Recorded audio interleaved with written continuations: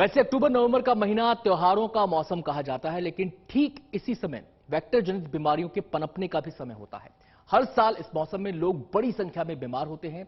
सवाल यह है कि इस मौसम में क्यों बढ़ती हैं वेक्टर जनित बीमारियां, और इस बारे में बात करने के लिए हमारे साथ मौजूद हैं सीनियर फिजिशियन डॉक्टर आशीष जायसवाल। डॉक्टर साहब, सबसे पहले तो यही जानना चाहेंगे कि ये मौसम ट्रांजिशनल पीरियड होता है, एक मौसम से दूसरे मौसम में हम प्रवेश कर रहे होते हैं, क्या ये एक वजह है, या फिर बेमौसमी बरसात ओकेजनली अगर हो जाए तो वो भी एक कारण बन जाती है?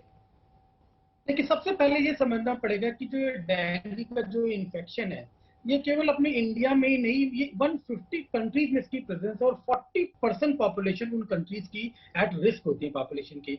और इसमें सबसे इंपॉर्टेंट ये बात है केवल 5% ही लोग कॉम्प्लिकेट करते हैं। 20 से 25% जो पेशेंट्स होते हैं उनके अंदर ये माइल्ड टू मॉडरेट होता है और 75% लोगों में ये तो एसिम्प्टोमेटिक होता है। अब जो ये मॉस्किटो है, जो एडिस एजिप्टी है, जिसमें ये वायरस होता है, जिसके काटने से ये इन्फेक्शन फैलता है, इसके लिए 3 इंपॉर्टेंट पॉइंट है। पहला इंपॉर्टेंट पॉइंट है कि उस समय का टेम्परेचर क्या है, ह्यूमिडिटी क्या है और रेनफॉल क्या है। जब भी रेनफॉल बढ़ेगा, पानी इकट्ठा होगा घर के अंदर या घर के बाहर, तो उसमें मच्छरों को ब्रीडिंग करने का स्पेस मिलता है। जैसे जैसे ह्यूमिडिटी थोड़ी कम होती चली जाती है, ये इन्फेक्शन थोड़ा कम होता रहता है। ये हाई ह्यूमिडिटी में ये इन्फेक्शन, जो वायरस, जो ये मॉस्किटो है, इसका ग्रोथ बढ़ता है। और जैसे जैसे टेम्परेचर कम होता जाता है, इसका ग्रोथ जो होता है वायरस का कम होता जाता है।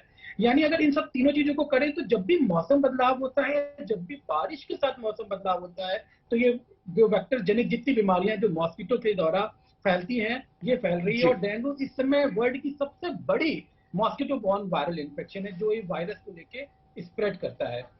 कि डेंगू के लक्षण को पहचाने कैसे, क्योंकि डेंगू के बारे में कहा जाता है कि अगर सही समय पर इसकी पहचान हो जाए, सही समय पर इसका ट्रीटमेंट हो जाए और इसका इलाज शुरू हो जाए, तो ये गंभीर स्थिति में नहीं आता। और 4 से 5% लोग ऐसे होते हैं जो गंभीर या संवेदनशील स्थिति में पहुंचते हैं।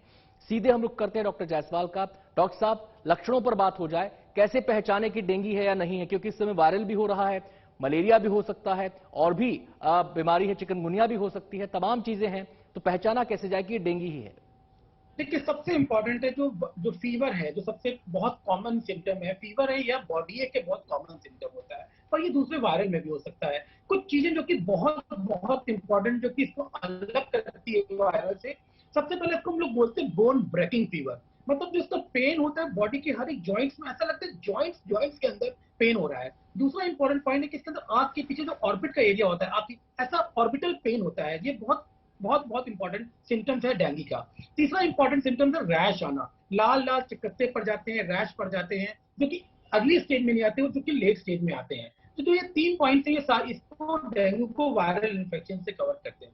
अगर किसी को पेट में बहुत ज्यादा दर्द हो रहा हो, अगर उसके बाद में अल्ट्रासाउंड में एसाइटिस पानी भरा हुआ आ रहा है, या किसी को ब्लीडिंग हो रही है कहीं से, नाक से या अपने को जी।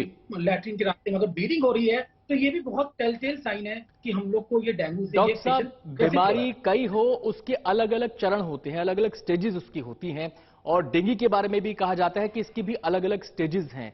शुरुआत में कहा जाता है कि ये ब्लीडिंग वाला लक्षण नहीं आता, शुरुआत में कहा जाता है कि चकत्ते वाला लक्षण नहीं आता। तो शुरुआती लक्षण क्या है और किस स्टेज में ये जा रहा है, उसके लक्षण क्या है, किस स्टेज में ये है, उसके लक्षण क्या है? देखिए, शुरुआती लक्षण जैसे सारे वायरल होते हैं, उसमें यही होता है कि फीवर होता है और बॉडी पेन होता है, माइल्जिया होता है, फीवर, चिल्स के साथ फीवर आता है, और कुछ लोगों में डायरिया भी इस बार डेंगू में देखने को मिल रहा है। इनिशियली पेशेंट ऐसे ही प्रेजेंट करता है। ऐसे पेशेंट्स को अपना ध्यान रखना चाहिए और अपने हाइड्रेशन का ध्यान रखना चाहिए, पानी ज्यादा पीना चाहिए, ताकि जो प्लेटलेट टूटती है बॉडी में, उनका इतना टूटना ना हो। सेकेंड फेज में यही चीज और बढ़ती है और ज्यादा। और ये जो पीरियड होता है जिसके अंदर ये जो 5% लोग हैं, इसके अंदर कॉम्प्लिकेशन आ सकती है, लोगों के पेट में पानी भर सकता है या इंटरनल ब्लीडिंग हो सकती है, जी। किसी भी ऑर्गन में हो सकती है, और लोगों को सांस की तकलीफ भी हो सकती है अगर यही जो प्लेटलेट का लॉस है, जो हमारे अंदर की कैपिलरी होती है उनमें से पानी ऊज करता है, क्योंकि बिकॉज जी। प्लेटलेट कम हो रही होती है, तो वो लंग में हो सकती है, तो लोगों को ब्रेथलेसनेस हो सकती है।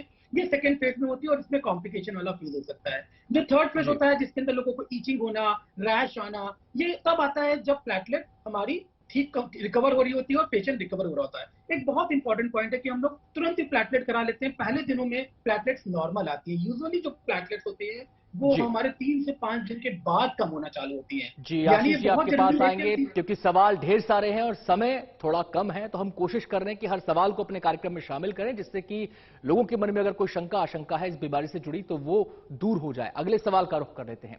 अभी डेंगू के मामले आने शुरू ही हुए हैं। डॉक्टरों के मुताबिक आने वाले दिनों में ये मामले तेजी से बढ़ सकते हैं, लेकिन अगर लोग जागरूक रहें तो इसकी रोकथाम भी की जा सकती है। ऐसे में हमारा पांचवा सवाल अब इससे जुड़ा हुआ है और हमारा सवाल है कि डेंगू से बचने के लिए क्या करें, क्या करना चाहिए लोगों को अपने स्तर पर। डॉक्टर साहब के पास सीधा रुख करते हैं।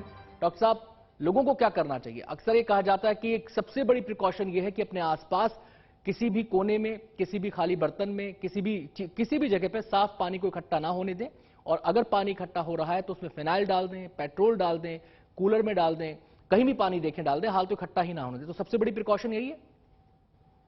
इसके बाद सबसे जो बड़ी जो प्रिकॉशन है वो है अवेयरनेस। हमको पता है डेंगू का कोई क्योर नहीं ना, प्रिवेंशन ही डेंगू का क्योर है।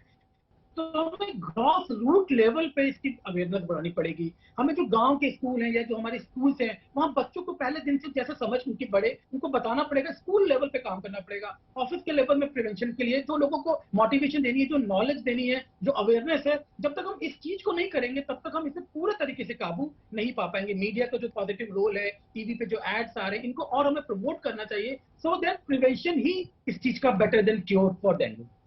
घर में ही पहले लोग दवा शुरू करते हैं, डॉक्टर को दिखाते हैं, लेकिन अस्पताल कब लेकर जाना है, उसका क्या पैरामीटर है? देखिए, अगर आपको किसी भी पेशेंट को फीवर आ रहा है तो सबसे इंपॉर्टेंट वो जो एंटीबायोटिक्स है, पैरासीटामोल ले सकता है। अपना हाइड्रेशन मेंटेन करके रखे, पानी ज्यादा पिए। अगर 1 या 2 दिन में भी फीवर कंट्रोल नहीं हो रहा और फीवर अगर 102 103 तक जा रहा है, इसका मतलब है कि ये माइल्ड टू मॉडरेट या सिवियर डेंगू हो सकता है। ऐसे केसेस में दूसरे तीसरे दिन आपको अपने जो डॉक्टर हैं उनके पास जरूर से जाएं।